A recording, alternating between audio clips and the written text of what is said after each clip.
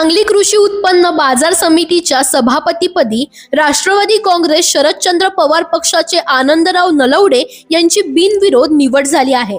बाजार समितीत राष्ट्रवादी आणि काँग्रेसची सत्ता असल्यामुळे अडीच वर्षे सभापतीपद वाटून घेण्याचा निर्णय झाला होता। मात्र काँग्रेसचे सुजय शिंदे यांनी 3.5 वर्षे सभापतीपद भूषवले। यामुळे नाराजी वाढल्यानंतर जिल्हा परिषद निवडणुकीत आनंदराव नलवडे यांच्या चिरंजीवांनी कसबे डिग्रज मतदारसंघातून काँग्रेस विरोधात उमेदवारी अर्ज दाखल केला। या घडामोडीनंतर काँग्रेसचे खासदार विशाल पाटील यांनी सुजय शिंदे यांचा राजीनामा घेतला। यानंतर सभापती पदाचा निर्णय होताच नलवडे यांच्या चिरंजीवांनी जिल्हा परिषद निवडणुकीतून माघार घेतली।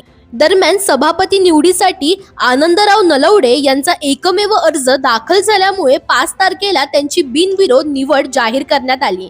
निवडीनंतर बोलताना आनंदराव नलवडे यांनी शेतकऱ्यांसाठी अधिक सुविधा वाढवणे, जत आणि कवठे महांकाळ येथील उपबाजार समित्या सक्षम करणे तसेच सावळी येथे सुसज्ज बेदाना मार्केट उभारण्याचा प्रयत्न करणार असल्याचे सांगितले आहे।